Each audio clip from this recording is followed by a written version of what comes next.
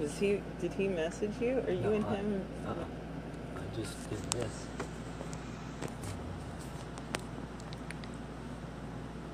Okay, go for it. Hey everyone, sorry for being a little bit late. We had some technical difficulties here, but I'm here to go ahead and talk a little bit about the Stop Sabal Trail movement. There's been a lot that's happened over the last couple months. We're pretty much at the end of the building of the pipeline. What we're going to talk about tonight, we're going to do an update on construction. We'll talk about the court cases because there was a large day in court yesterday. We'll talk about the camps. We'll talk about movements in general, what they have to go up against when they are fighting the corporations. And then we'll also talk about some pending legislation in Florida. And we'll talk about, when you want to support the state versus when you don't want to support the state, what are the different methods that can be used. So I'm going to go ahead and start off with the update on construction. They are winding up pretty much most of the pipelines in the ground. We knew from the beginning that we had a pretty tall order. We were up against a mighty giant states all at once, multiple lines, and they had a very short season to do so. According to their best management practices, they can't clear land between April and August. So construction was going to be on a very tight schedule, and then from the beginning, they've been behind schedule.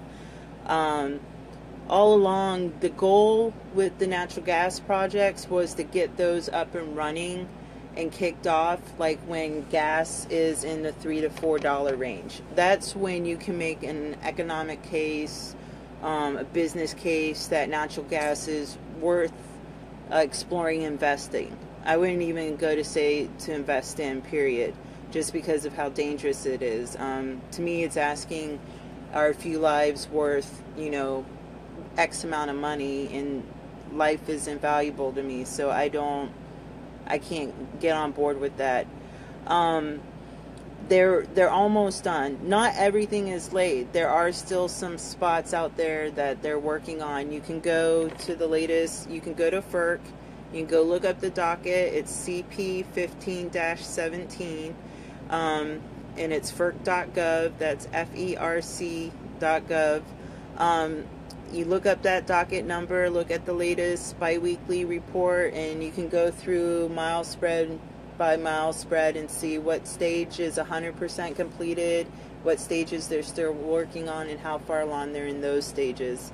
There's just a few places that are left as far as laying the pipe in the ground. I understand Crystal Water Camp is saying that there is still a drill pad that's being set up right now. So there is still some drilling. That one's going underneath roads. So I know it's not the water issue, but it's still kind of concerning. Like the one place, they're right along a hotel.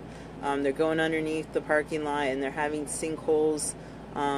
It's a bad situation that we're in.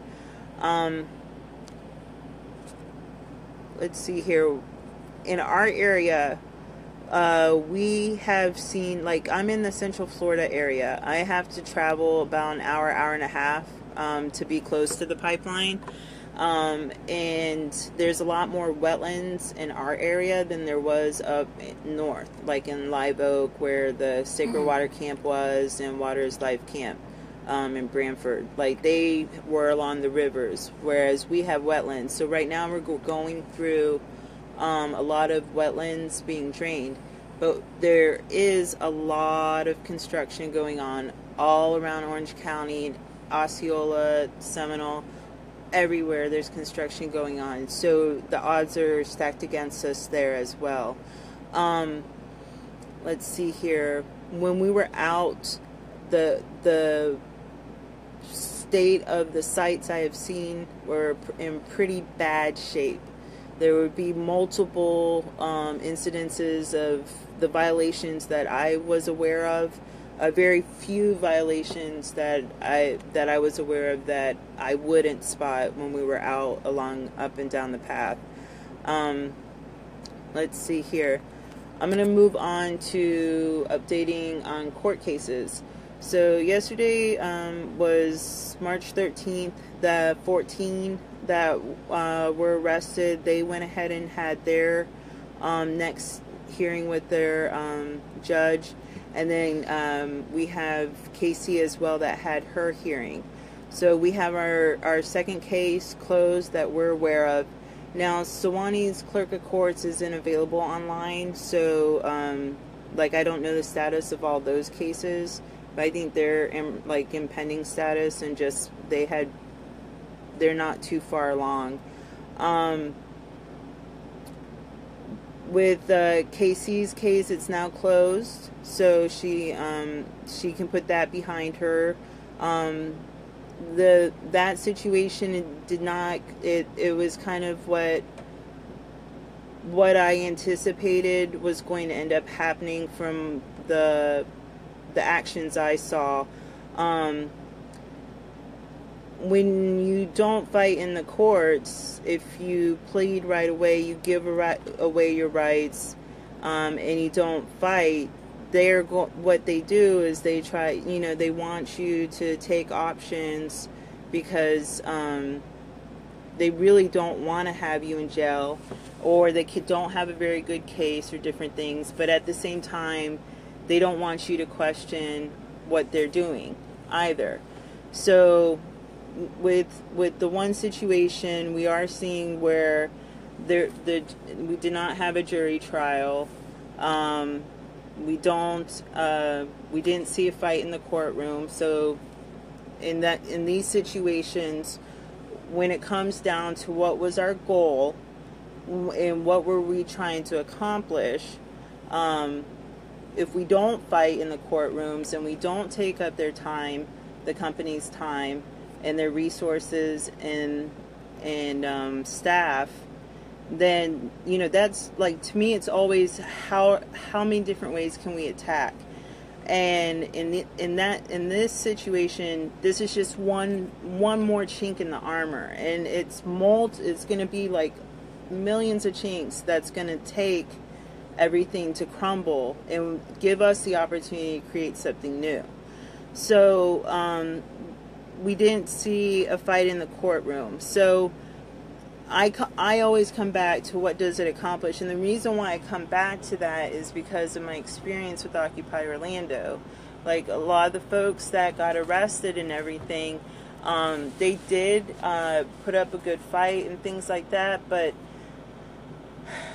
there's not a ton of people that were there at the beginning that are still here today working on issues. There are still a lot of influence of Occupy across movements and across the nation in different forms, like Light Brigade is one of them. A lot of Occupy is morphed into a Light Brigade of one sort or another.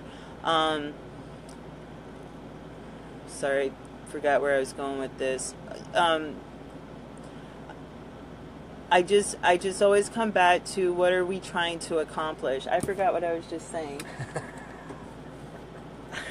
There was something there I was going to say, but sorry guys. Oh, with Occupy, with my experience, I don't have everything noted down here. I would rather have everyone back in the fight that was at that fight, when it was at its height. I would rather see my comrades back again at my side. Everyone is working on different things, and people do volunteer in different ways. So I don't want to make it sound like there's no community involvement with folks, former occupier, or I shouldn't say former, but old-time occupiers in Orlando. What else would you say? Is that a lot of them are very active. But as far as resisting the state, resisting the system, there's just not much of that going on in Orlando.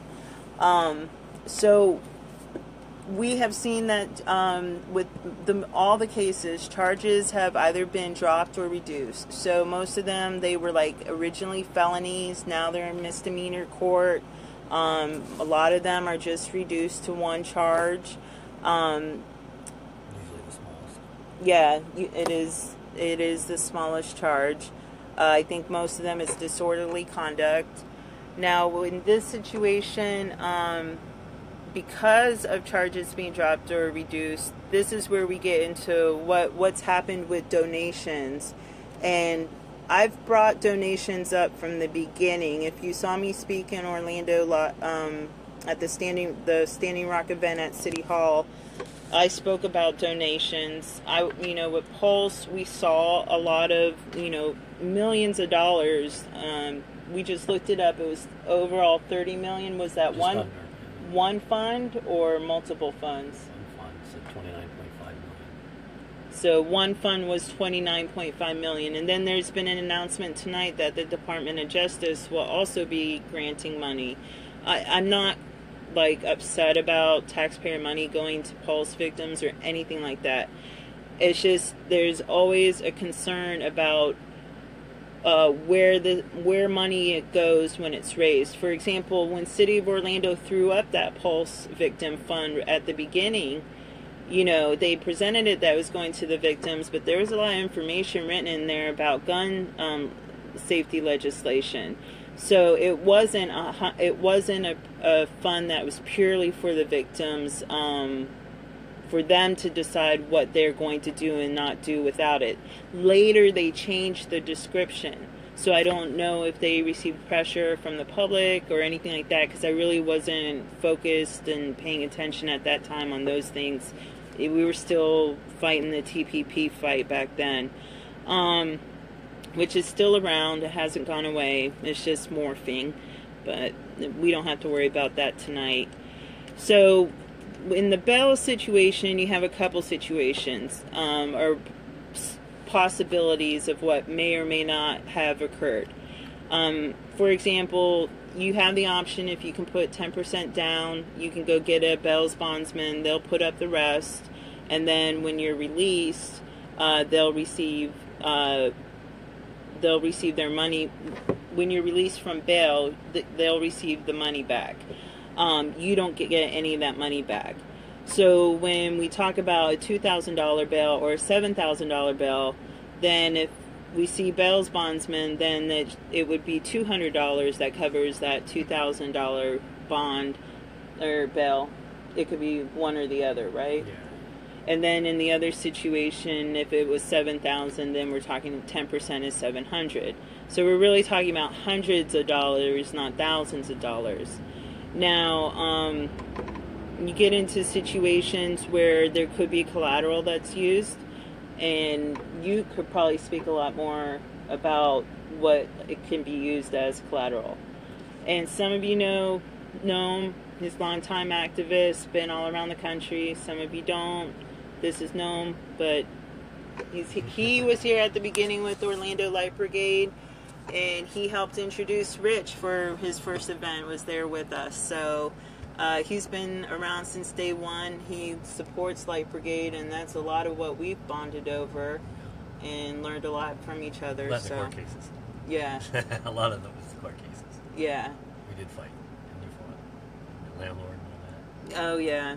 Yeah, Gnome's helped me a lot with going up against my landlord as far as doing my motions and getting him off my back. And basically he was a slumlord. But anyway, not to focus on that. But when there's bail given, it's $7,000 bail. Okay, so you got to come up with $700, but that's not really what you have to come up with. What you have to come up with is $7,000. You can come up with $700 if you can afford to come up with $7,000. So in other words, you have $7,000 in collateral. You put that up as collateral to the bail bondsman as your guarantee to show up for court. You then pay the 10% to the bondsman or to the jail or whatever. It would be, if it's the bondsman, to the bondsman. Sorry, I'm on my first live stream here. He hasn't been on Facebook Live yet. Yeah. So that is held so that you show up. And if you don't show up, they keep it. Now, you don't have to pay the $700. You can pay the $7,000 directly to the court. And when it's all done and over, you get all that $7,000 back. But when you pay the bond, the 10%, you're basically paying it to the bondsman, really. And then the bondsman is basically putting up the $7,000 for you with the collateral. But he's got your collateral saying, okay, I won't lose mine because I got yours I can go after. So if people are putting up 10%, they've got to have collateral. Either land, a house, car, something the guy can take from them. I've seen some of these bond releases where they're paying $200 for one charge, $200 for another, $200 for another, $100 for another, whatever. They're only paying the $200. It's not saying they're paying the full $2,000 or the full. So somewhere there's got to be a relationship between the bondsman and the defendant, because the bondsman's not going to just give $7,000 to someone he just met. He wants to have the collateral. At the end, whoever put up the bond gets it back. In this case, the bondsman, he gets it back. So that's basically how bond kind of works. Right, so like we have different scenarios here as far as what could have potentially happened. Because so many charges have been dropped and reduced, there has been a lot of old bail money that has been released at this time. We have that going on. We now have cases starting to close as well.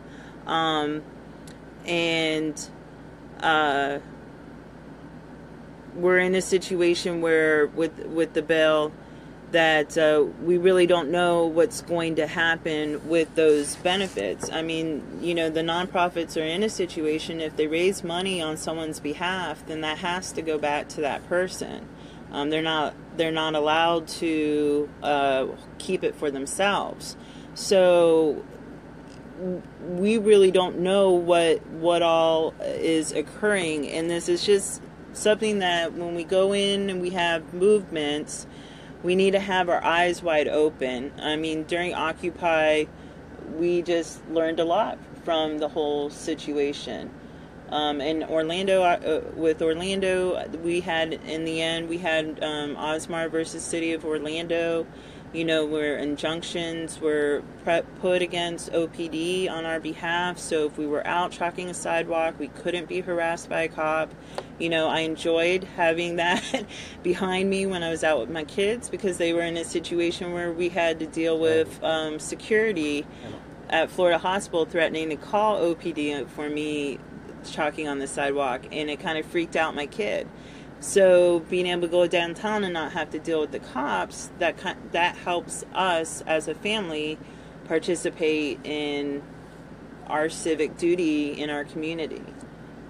What were you going to say? Well, just that Osmar was following my advice when he took his arrest and fought it out to the bitter end, and he ended up winning $40,000 from the city of Orlando because he listened to me.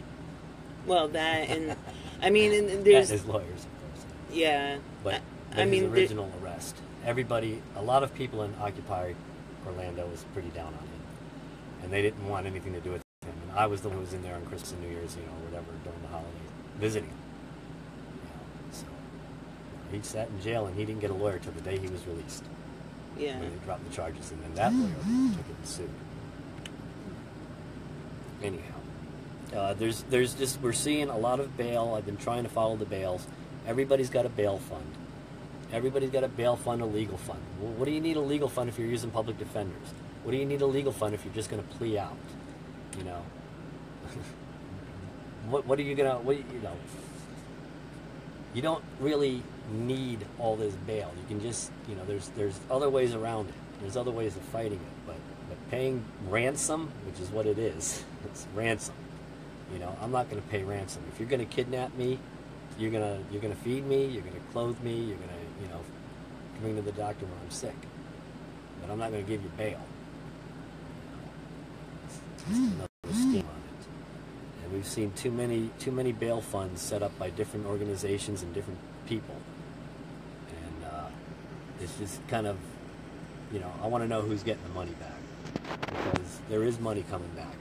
You know, if bail bondsmen are giving money with no collateral, there's got to be some kind of collateral, even if it's a cash collateral.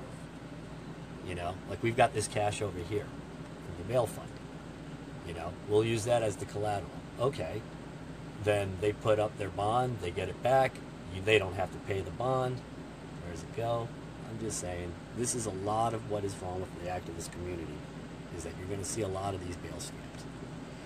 Yeah, and I mean, we're talking to the folks that are brand new to activism, and to basically what we are constantly 24/7, like, just on our minds, on our radar, what's going on. We have to be like this.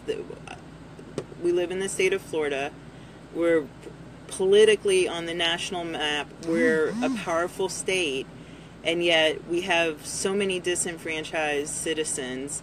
We can't afford to have more disenfranchised citizens. And if people want to opt out of the system and not vote, that's cool. That's their choice. I don't have a problem with that. But I want folks to have the option to place the vote, because that's where we can possibly accomplish some things if we move for the right things. And earlier when I was talking about Occupy Orlando, I just would love to see 1,500 people still walking through the streets right now, you know, or with that first march against Monsanto, same thing. I would love to see 15,000 people in the streets. I would rather see that in Orlando, in Miami, in Tampa, in Jacksonville, instead of $15,000 in 10 different accounts. It just doesn't, it's not what we have been looking for. Yeah. We've been striving for a movement of movements. The pipeline is not Gnome's passion at all. I've worked on the trade deals most recently, and that's probably what I'm going to go back to working on, because they never stop. The corporations never, ever, ever stop. They just keep coming back and coming back and coming back. So TPP is not dead, like I've already said. So it's not my fight either.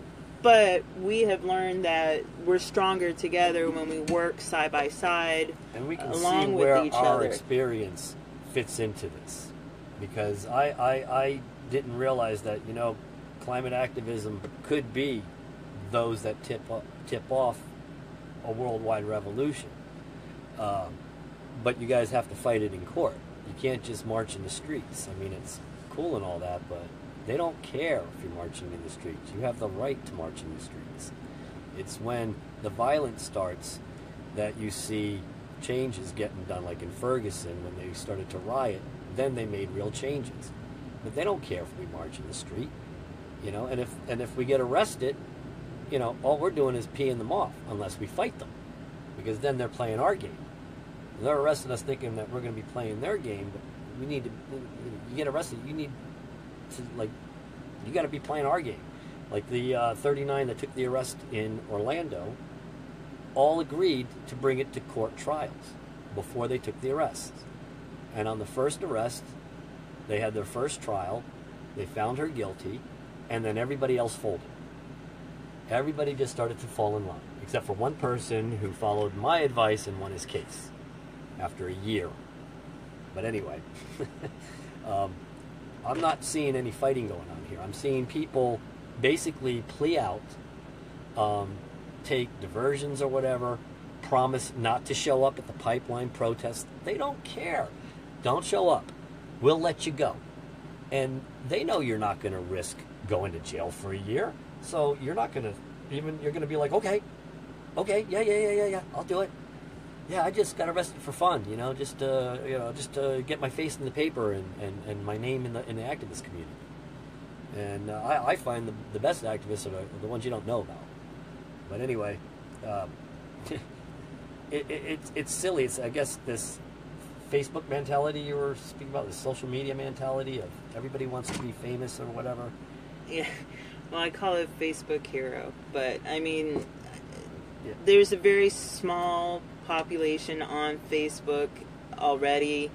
To me, when we're talking about reaching out to the masses aren't on Facebook. So, that to me, it's just a very narrow audience. I'm looking to talk to people, anybody that'll listen to me in the streets that's interested. They don't have a coherent plan for what to do after the arrest. We were at a Crystal Water Camp. No. Well, it was the camp in Brantford, but we did go up to, we wanted to not just make assumptions, we wanted to go up and observe the legal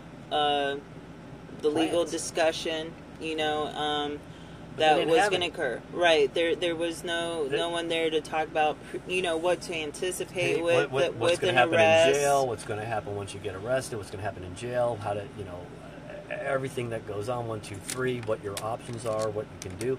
They just said get public defenders. What a pre-plea motion is, what it means to plea. That you give away your rights. What is a speedy trial? There were key things that weren't talked about. Yeah, the speedy trial. That's another thing. Is like they've been really railroading a lot of the 14 through the court system with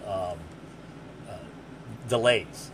And if you just go up there and demand your Speedy Trial Act right away, there's not going to be any delays. You're going to have your trial within 70 days. But what they're trying to do is delay it until after the pipeline has been built. This is just like they did up in Standing Rock, and they actually dropped like 500 of the charges that they've arrested people for, because they don't want to deal with all this stuff. That's how you fight them. You fight them in the courts on their battlefield. You bring it right to them, because if they bring it to you, they're going to just put you down. They'll arrest you, and what does that? What good is that? All you're going to do is have a record. Oh, so you got on the news, you got arrested, big deal. What happened from it? Like with Tim Osmar, it was great, because what happened was he won $40,000, and we got an injunction. And we got injunctions, right? But if you guys are just going to get arrested and not go and fight it in court, what's the sense of getting arrested? Unless it's to make money with collecting from bail. Somebody bail me out of jail. I need $2,000 to get out of jail. Oh, here it is. Oh, thank you. Here's the $2,000. Okay, I'll plead not guilty, pay my $25 fine, and promise not to go around those people anymore. Okay, my $2,000 comes back to me. Thank you. That's all it is. That's what most of these people are doing. And those that aren't doing it don't realize that those who are doing it for them that's what they're actually doing. Yeah, I mean, I wouldn't say like everybody has these intentions, things like that. But the thing is when we're in movements, we have to just constantly have our eyes wide open, and that's why these discussions happen. These are natural discussions that we had constantly during Occupy. We talked as a mass group in our GAs. We talked about courtroom support. We called out for it. Yeah, I wasn't able to be there because of my ankle, but... The first trial that they lost, I mean, there were TV cameras there, many lawyers. The courtroom was packed. I mean, it was standing room only. I mean, that's what you do. You make it a spectacle. And in this movement, it's even better, because you go into court and you start saying, well, I got to do this because of this, Now it's up to you, jury. It's up to you. Do you want to say that what I did was wrong, or do you want to say that what the oil companies are doing is right?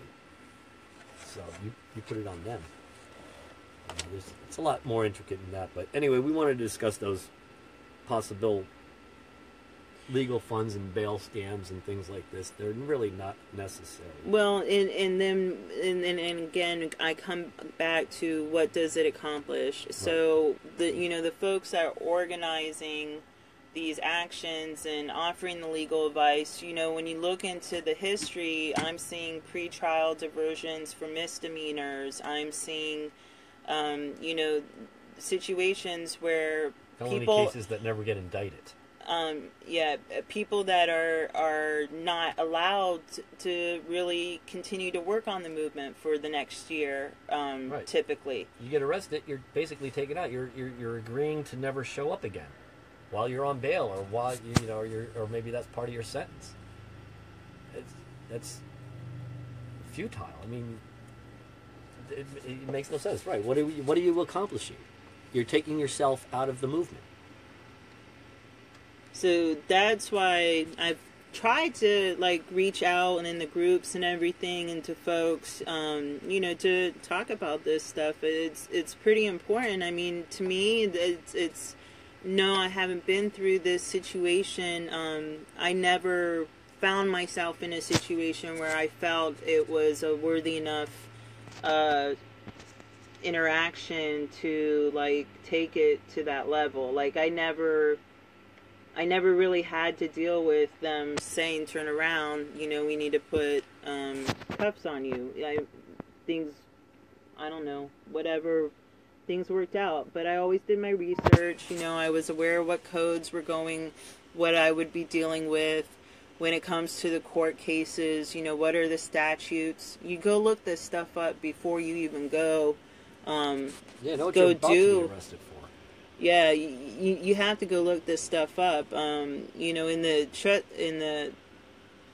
In some of these situations, there's ways to help each other as well, to find out, are these even real charges? If you go look up the statutes for the trespassing on a construction, I mean, it's very specific requirements for that they have to meet. They have to have signs so many hundreds of feet from each other and in specific points. So was that the case with those construction sites where those trespassing charges, was that documented on behalf as in solidarity?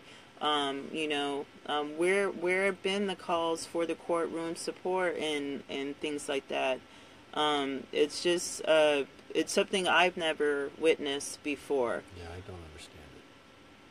It's defeating the purpose. Let's see. So we're going to move on from this, and we're going to talk about what the camps and what's going on with the camps. So at this time, I'm aware Crystal Water Camp is still out there in Osceola County, working on violations training and getting folks out to different spots and locating the pipeline. You would want to message that page if you're interested in working with them. And then there is going to be a camp that's been labeled Standing Rock Camp Florida, or something along those lines, but they're really going to be down in the Everglades is what it appears. So with that situation, there's really, if folks are looking for other Standing Rock pipeline camps, there's not really too much of that going to be coming up. So if you're planning a trip to Florida in April, we're not going to be in the situation by the end of April where there's still pipe going into the ground. At that point, I don't know exactly when they're going to shift to the compressor stations 100% as far as getting them up and running. They're working on all the compressor station sites. Again, this is information at the biweekly status report. You can go through stage by stage to see where they are in those stages. So that's right out there. It's public information. You can go look at it yourself to see where they're at in different parts. Let's see. So we're running out of time. As far as protecting indigenous land, for our Seminole, North Florida, their tribal cemetery is gone. Tina's father did pass away recently, and it's been devastating. Mr. Coon, Robin Coon, it's been beyond hard for him and his family. They have the constant construction at night, waking up to it. It's very hard on his elderly family members that are still with him, that don't understand what's going on outside. When it came to our indigenous community that was along the path, there was not really a strong presence in those camps for them. So that's the update that from us as in Florida as to what's, from Stop Sabal Trail and me as Orlando Light Brigade. Rich has been busy with work, so he just hasn't been able to participate as much as he normally would. We really don't, with these camps, there are resources, and the resources will come. We don't need, I've already said it, I would rather see 15,000 people, Floridian citizens engaged, because our population here is mobile. It's constantly rotating. We have people that show up for 8 months. They think they're going to be here for a couple years. They end up showing and they're out in less than a year. We have a lot of things that work against us as far as gaining momentum on issues. When we get into this, I'm going to go ahead and jump to what happens with movements and being co-opted. When we get into this stuff, we also get into situations of distractions. For example, with the KXL pipeline, I honestly believe that was a funded distraction, because there was a lot of training camps for that. It was funded across the nation. There was a large media attention speaking about it. That was the time that there was the public comment period for Sabal Trail, for all these other 40 plus pipelines that are going up across the country right now. But everyone was so distracted. And again, we're in Florida. So then we have the election, and everyone was distracted with that. So when the construction started, it was perfect timing for them. It started right after Labor Day, and everyone's emotions were high from the election. They had to, campaign for their candidate. And I will admit, this year, I participated in that type of behavior. And I wish I could rewind and go all the way back. That was a distraction. It took away from what I could do.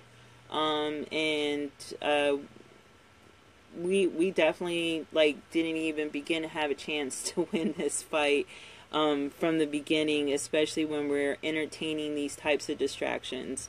So then we have the election, and then it turns into all these other subsequent things that keep cascading down the line and don't stop. So my advice is just turn off the TV, turn off the news, and just start working with your community and your neighbors. Let's see, I was talking about money and co-opting. Do you have anything to add in right now? About what? About about the camps and the co-opting of movements?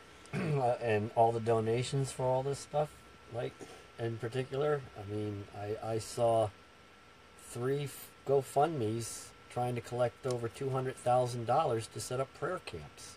What do you need $200,000 to sit in a place and pray? Why? What arrests are you going to take? What legal funds do you have? What do you need? It doesn't make any sense. No. These are people that are co-opting this what's been going on in Florida. I called Carolina from Standing Rock in September when I was there, and she was crying to me that nobody knew about this pipeline here. And nobody, but I didn't know about it, and there were other people who didn't know about it, and then all of a sudden Amy Goodman gets attacked by the dogs, and everybody hears about it, and they want to see where they can fit in Florida, in their area, but it's already too late. Yeah. So now we got to go to the other tactics. And it is a completely different situation, because with them, it's crossing sovereign land. As right. far as Archibald is concerned, once it's off the land, the pipeline can keep on going. This pipeline crosses no native lands. Yeah. It stays in U.S. territory the whole time, but it comes close to it. I think what about in Georgia and Alabama? Did it actually cross Well, I mean, there were nations involved with signing off on. There were at least 20 nations that were on the FERC dockets when I first started looking at and I mean even tribes out to Oklahoma. So it was a wide group. I couldn't name them all off, but yeah, it's kind of hard. Why this is confusing to us is, again, you go back to Occupy, like Occupy, those kids were sleeping on the sidewalks in the cold, in the snow. I mean, yeah, I mean, we had it tough for us. It cleared out for us with the summer, with the heat. Like with the heat, it's hard to get people out in the streets in Florida. It's really hard. So when I get people asking me, well, where's a direct action camp? That makes no sense to me. What I'm hearing is the state trying to co-op what activism is and adulterate our language so that there's negative connotation. Direct action could be just as easy as me talking to my neighbor next door, or grabbing a flyer at an event and giving it to my mother. It could be having a camp is direct action.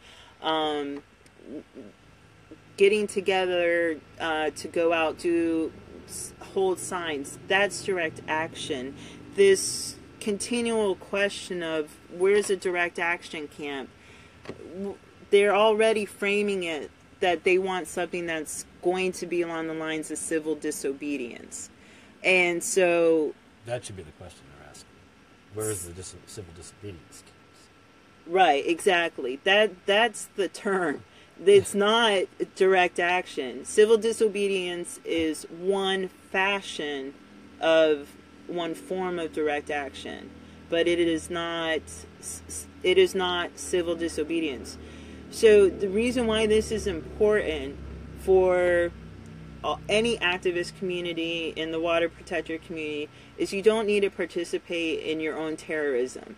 You don't need to associate direct action with civil disobedience all the time.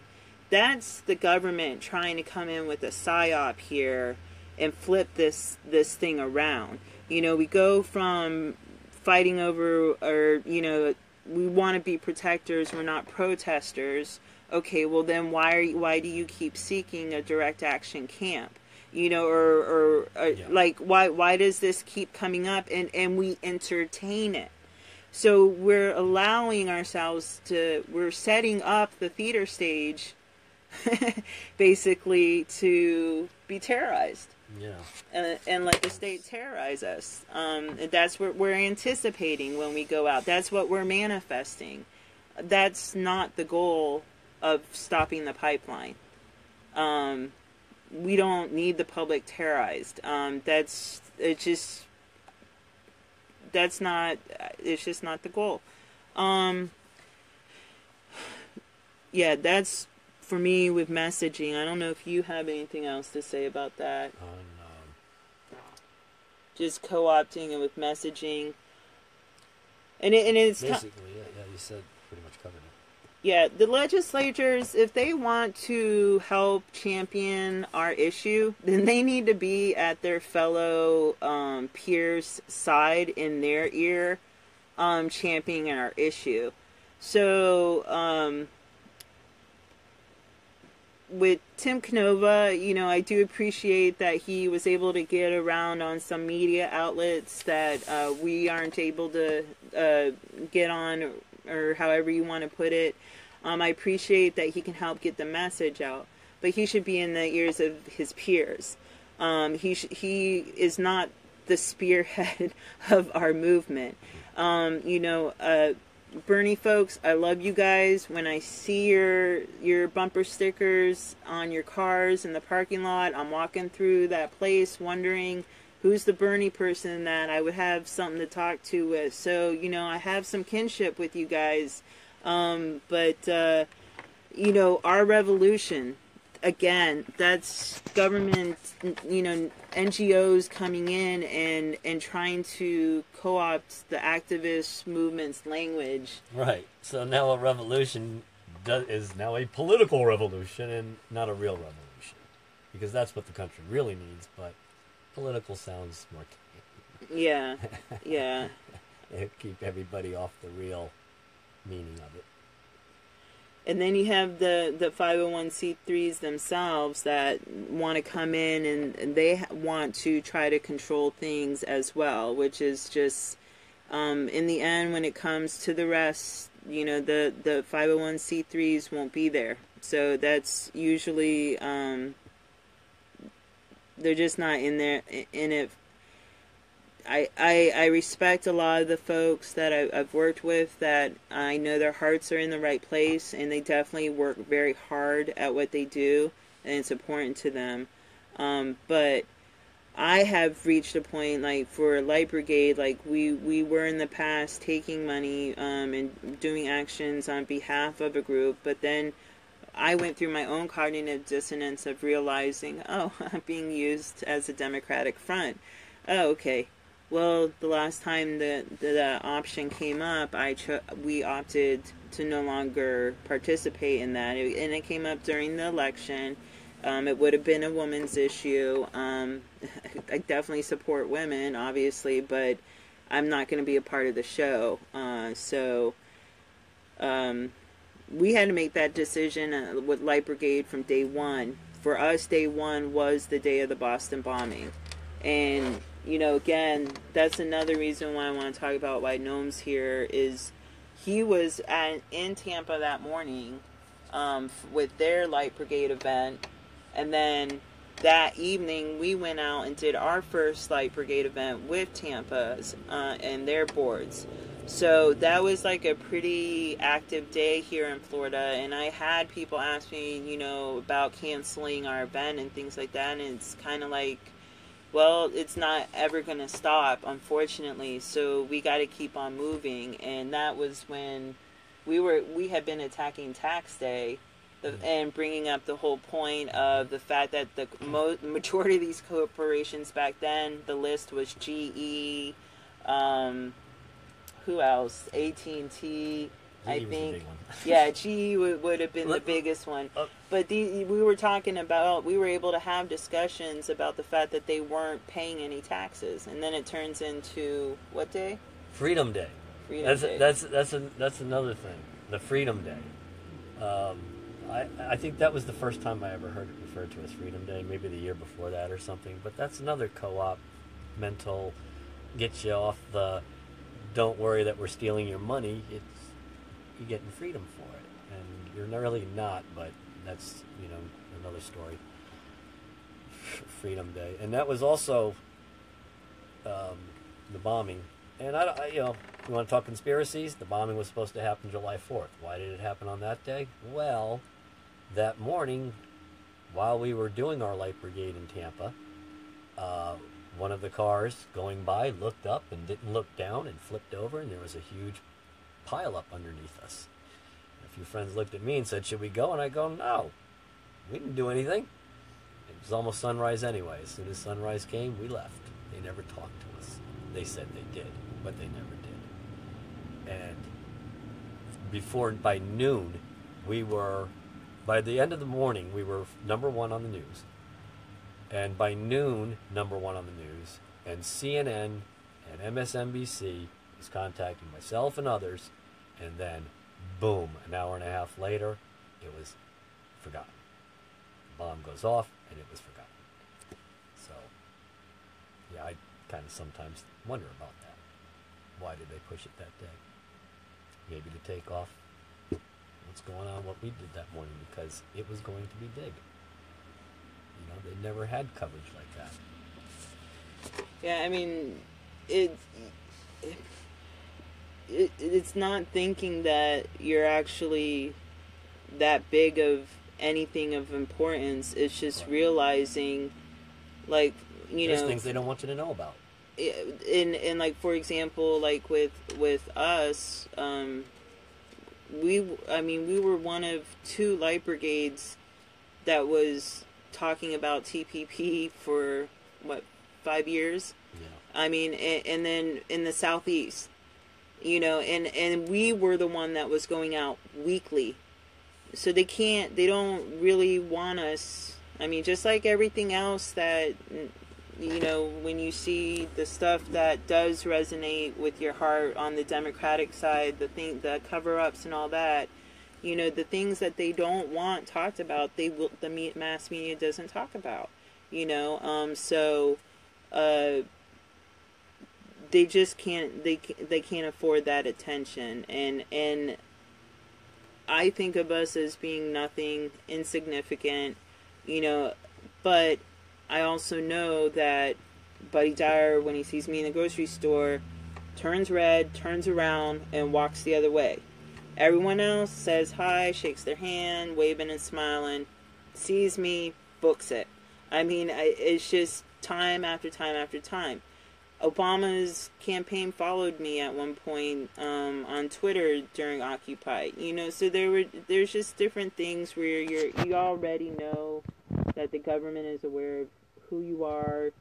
It's stupid, because I'm not really able to do very much, but it is what it is. We were on the subject of co-opting, right? Yeah.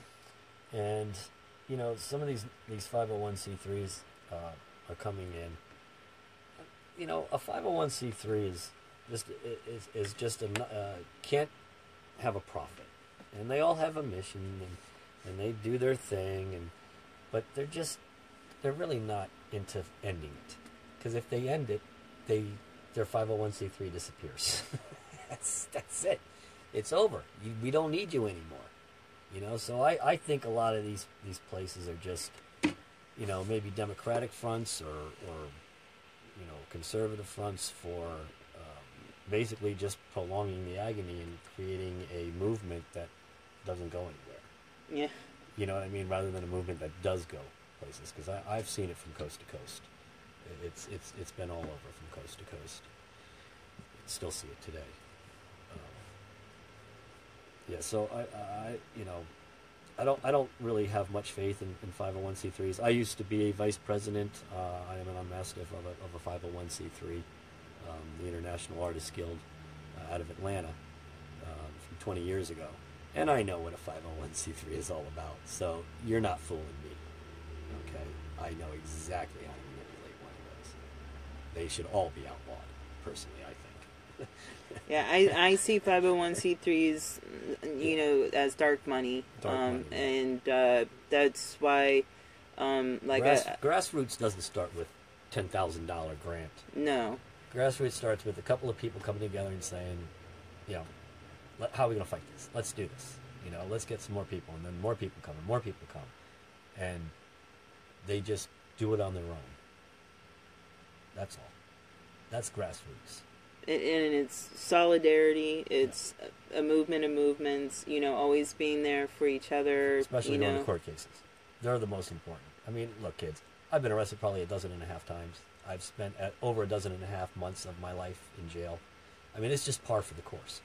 You're going to be an activist, you're going to get arrested. And you just got to have to fight it. Otherwise, you're not going to last in this business. I've been doing this for 25 years. You're just not going to last. You're gonna say, okay, I'll take the diversion. I'll never commit another crime. I won't go by those people again, or whatever. You're done. That's it. You're not. As far as that's concerned, but you can still go and do other things. I guess I don't want to be totally. You know what I'm saying? But I do want to stress here. Like, here's my thing. I choose not to try to go find donation, work closely with 501c3s, just because it's just Light Brigade is just completely different. It's just action after action after action. You very rarely have meetings. If you are in a meeting, it's attending an allies meeting and being there in solidarity with them. Perhaps, having an opportunity to speak about the issue that you're working on, things like that. So, and there are great things that have come out of, you know, some of the 501c3s that I have worked with. Like, you know, we've got Ideas for Us and the fleet farming. I mean, you know, a lot of what those guys, the when they roll up their sleeves and they're working in the community, like I'm like 100% behind that kind of work. So I have no problem with these organizations and groups, things like that. It's just all you have to do is let yourself be known and explain who you are, because we are a group that is constantly wondering 360 what exactly is going on. It's not paranoia, it's just awareness. It's simply awareness. For someone to call, like in the Stop Sabal Trail group, you know, we've had people come in demanding that we make it public and things like that, and that we're paranoid. It's not got anything to do with being paranoid. It's just got to do with being awareness and being aware. And I'm somebody who, because of how I feel about the education system, what I've learned about it, now I'm very much against data mining in general. So, you know, when you come in and that's how you approach a movement, is a data mining opportunity. It's kind of like an automatic red flag for us long-term folks. That's how the corporations work. The corporations need tens of thousands of dollars budget to operate. But if you want to show up and sit in a camp and pray, or you want to show up and, you know, hang out in a camp and then go out every few days and hold a sign in front of the workmen, you don't need $220-some thousand to do that. You just need people. Yeah. And people can bring their own stuff and supply their own stuff, take care of themselves. I mean, if they're just coming there for a free meal, they're not going there for the right reasons. Yeah, and it's tough. I mean, we had to deal with these issues with Occupy Orlando. Yeah, every day we were dealing with them. Yeah, we had to, you know, money was a constant discussion on the camps. So these aren't things that, even though I wasn't at Sacred Water Camp or Water's Life Camp on an ongoing basis, that doesn't mean that I don't know what it's like. Okay, I have a question here. What is data mining? That's just massive collection of data. So, like in the school system, like Gates and Murdoch came together, and I always forget the name of it now, but they were going to form a company, and it was just massive data mining, and that's a lot of what Common Core does, is capture data. That's how they put, like, if you go on a website and all of a sudden you see things that are popping up that you were looking at, like in the last week or day or two, or something like a concert pops up that you're a favorite band of yours, and all of a sudden, that's data mining. They've already found out from your information that you like this certain band. So when that certain band comes to the city, boom, up pops an ad for that band. I kind of like data mining myself. I think it's great because I can, you know, go on the computer and the things that I like pop up. But I do think it's very dangerous, especially in the way they're using it. Yeah, and what I didn't like about it when I looked through, because it was In Bloom, that was the name of the company. They were going to collect it. They put a sample data set on their website. Their website's not up anymore because they folded. They had such bad press on the behalf of the parents and concerns for privacy that they ended up having to fold up. Well, I looked at the data set, and it not only had like the name and date of birth and the address for the kids, but even had their GPS for their homes. And that just was like, what does the government need to be collecting kids' GPS coordinates for? So like when it crosses that kids line, that's... But anyway, we're kind of getting off track here.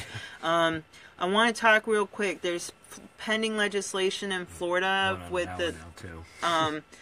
the high-speed rail. There's two different types of bills going through. They're actually basically the same bill. One's going through the Florida Senate. The other's going through the Florida House of Representatives. this is not a good bill. There's confusion around it. There's a movement out right now to get it passed. I saw Citizens Against the Train. I think they're a good organization. I think they have some good information at their website, so I'm not disparaging them. But they're pushing to call and support this bill. Let's not do that, because right now the federal agencies are not taking jurisdiction for providing any oversight to this stuff at this time. And we are going to preempt ourselves out of the opportunity to fight this legally in other avenues. Having LNG on the rails is not a good thing. So putting statutes on the books that allow Florida statutes on the books that allow for LNG to be on the rails when it's not clear and it's muddy in the water, with the federal government, who's even going to be monitoring where this LNG is produced, that there's not going to be any oversight. That's pretty poor. So reach out to those people that are pushing, let's get in this bill passed. We really don't want to put this bill on the books. We want to have our avenues in place to fight this. Let's see here. And we'll wrap up basically with, in a situation like ours, I tend to be very anti-state. I think Gnome might be probably a little bit more... What, anti-state? No, I don't know. But are you anti-state, though? Would you define yourself that way? I've never considered myself a Christian, but I know they're supposed to be anti-state, but they're very pro-state in this country. Yeah, I'm anti-state. Okay.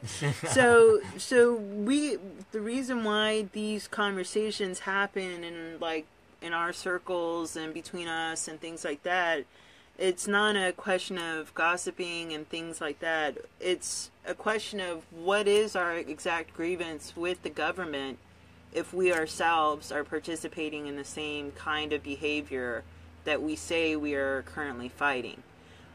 That's what it constantly comes back to when we sit down and have these 5-hour discussions or 4-hour discussions, or when we get to the point, for example, with the beginning with the Light Brigade, there were folks that were there, that were going to be a part of us that in the end chose not to be a part of us. I look at it as a blessing because it brought Rich into our circle on a whole, and gave him a platform, and it was a beautiful thing to watch him express himself and tap into the community and just go. I mean, anyone that knows him knows what a magical person he is, and maybe I might not have gotten to know him like that if I had stuck to being in an uncomfortable situation that didn't feel right to me, and where I'm sitting there asking myself, what are we doing here when we're sitting here fighting over money?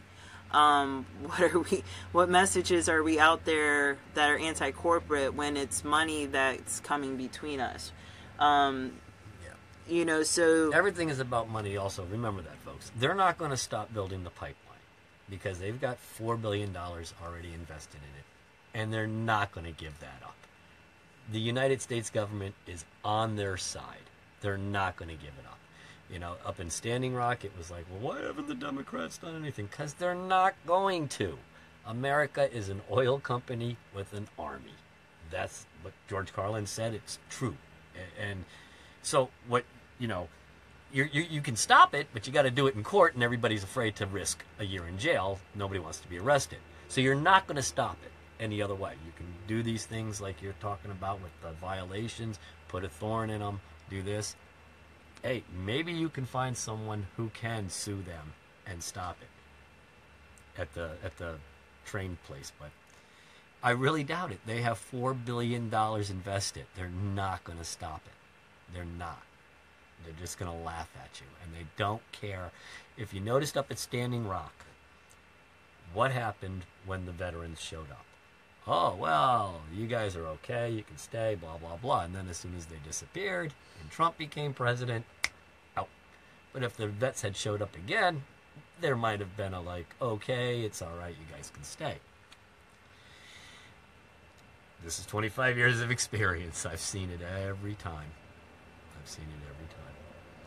Yeah, and I know with Occupy Orlando, when we lost the masses, that's basically was the beginning of the end for us. And I just keep coming back to, you know, where is everyone?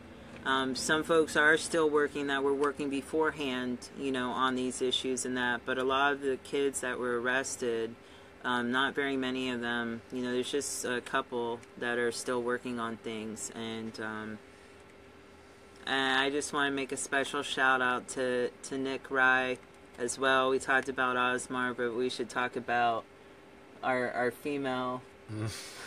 our female example and what a strong character she is. I mean, that's kind of, if I'm going to be talking about a hero, that's the type of hero I would be looking at. What was her case again?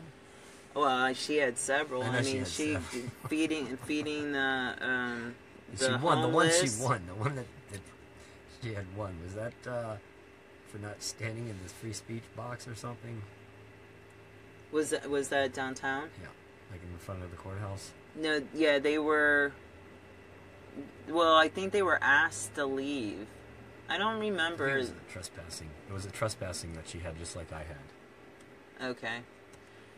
Yeah, that was her and another guy. Yeah, I had a trespassing charge at the Orange County Courthouse because they didn't want to see me in there. They're scared of me. And they gave me a trespassing charge, and I beat it in court trial. Yeah. They're idiots. They don't, you know, you got to just take them to jury trial. That's all you got to do. I mean, you can beat them so easily at jury trial.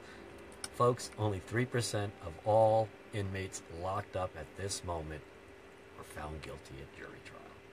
The rest pled out or are awaiting trial. Yeah. Or won. They're not there.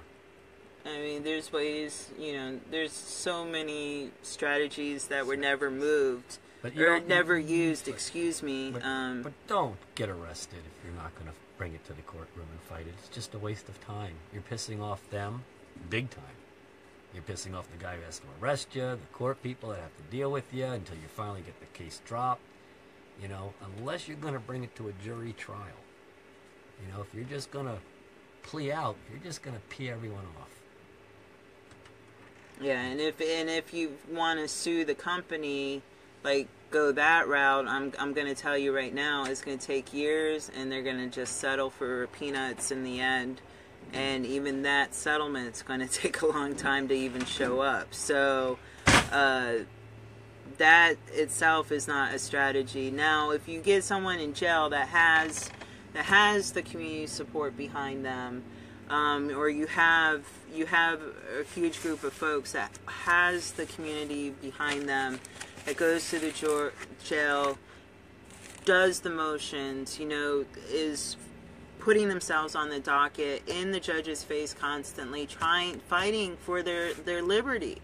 I mean, in what Gnome is saying is, if you take it to the jury trial, that's where you get to explain to the jury, hey, I'm fighting for my life here. That's why I did what I did. You know, so what are we accomplishing? Are we worried about the right things? Are we, you know, I have folks that came to me and asked me about direct action, but when I talk to them about the things that built my network that I experienced trying to be data mined constantly throughout working on this pipeline issue, when I brought up the strategies that made me close with my network, there was no interest in any of that. So I find it hard, I find it ironic, I find it strange to have these constant conversations about direct action when direct action in the community is not something, it's almost looked down upon. And it's just kind of a weird thing, and then it doesn't have a consistent message. This has been the first movement I've ever worked on where organizers are not excited to meet each other and get to know each other and learn about each other. Instead, they like go silently off into other places. It's just been a weird experience. I know what direct action is and what's going on at the Crystal Water Camp with Ronnie going out and getting fines. That's direct action.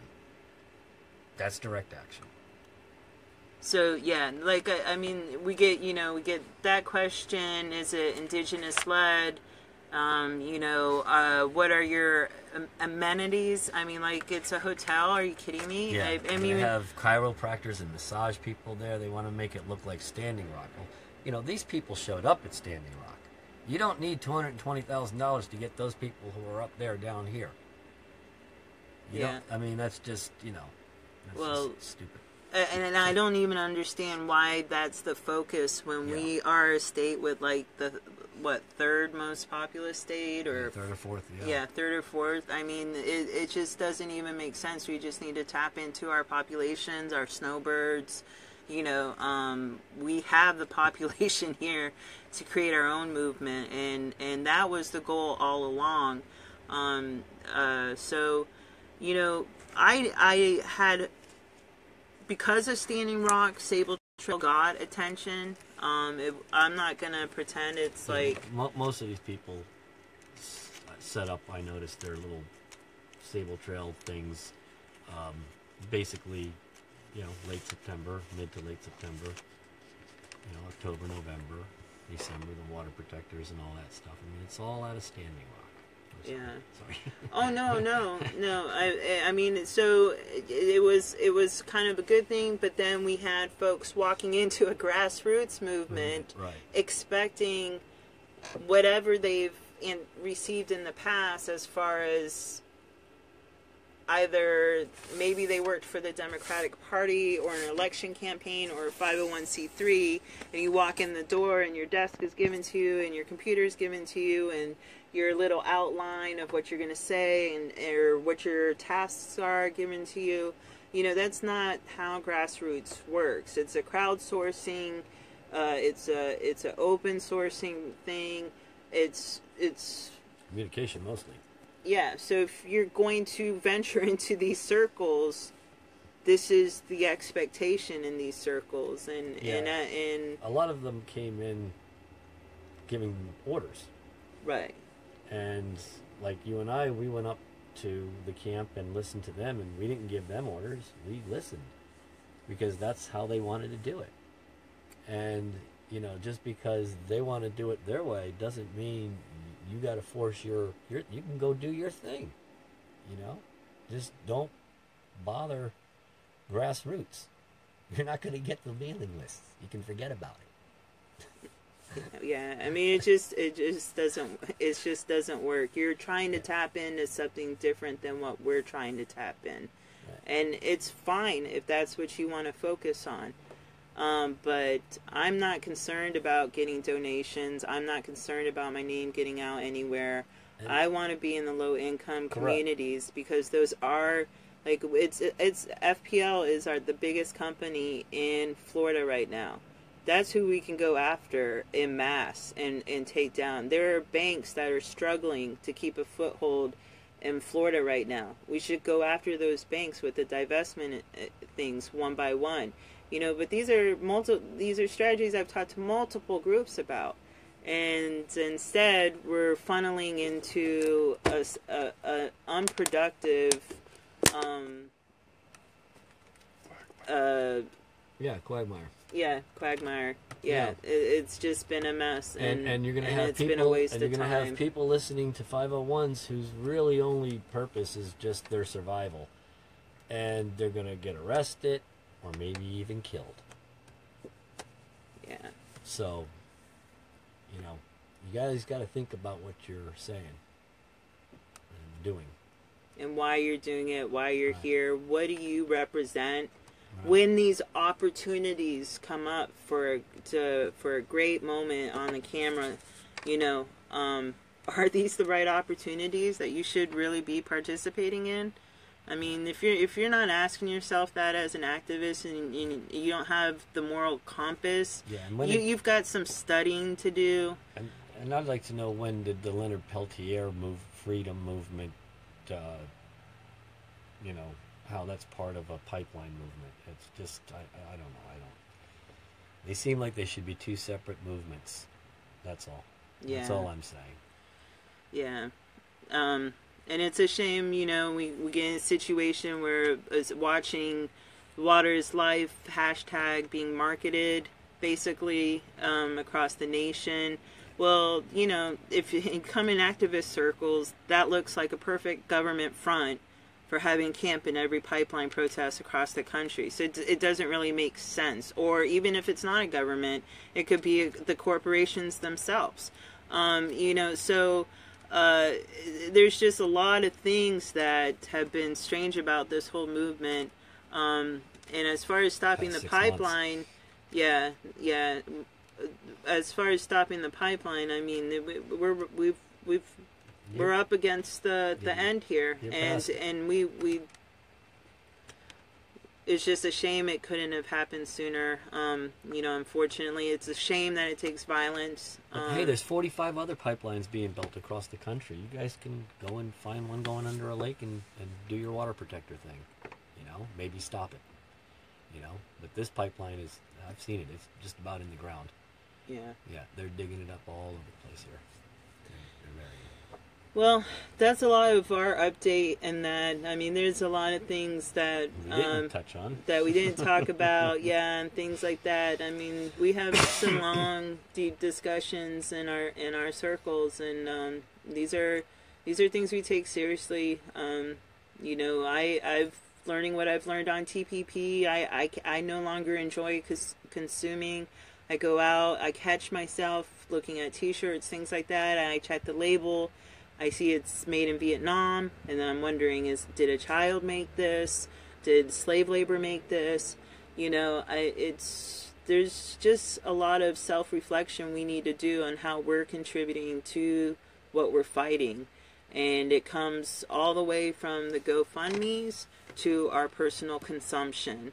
Like all this focus on donations and what was it, direct action camps and that.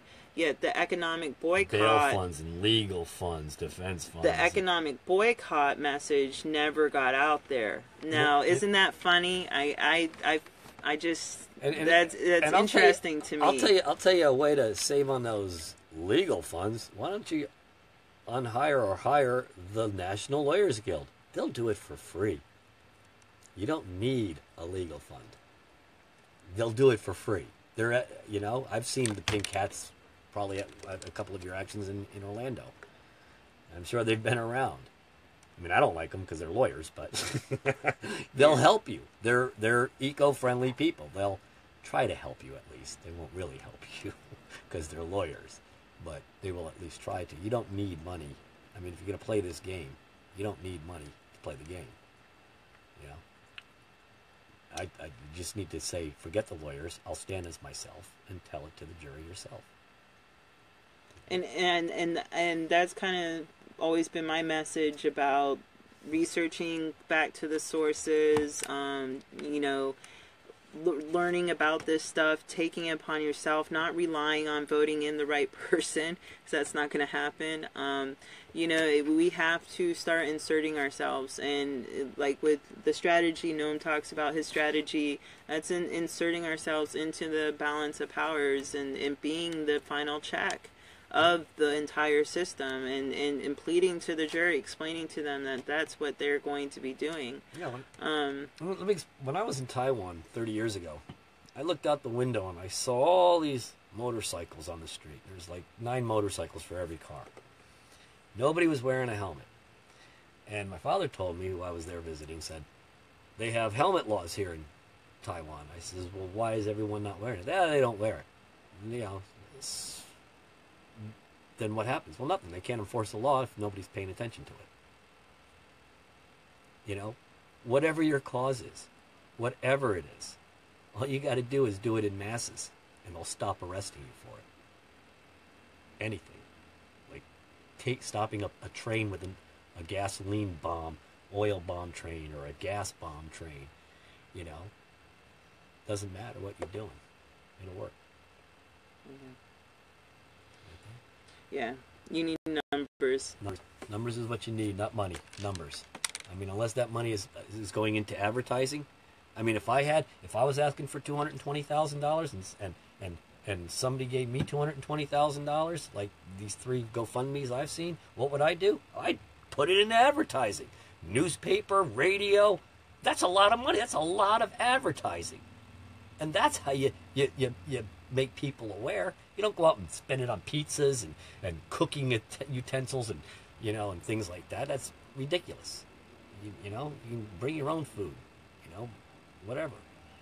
You want the people to learn. That's how you get them to learn. Yes. Just my opinion. That's just my opinion. Well, I mean, yeah. Okay. Well, thank you, everyone. You all have a good night. That's the update from Florida and the Light Brigade. And Rich, I wish he could be here to speak to you all too, because he was the one that reminded me we don't need $15,000. We need 15,000 people in the street in every single city.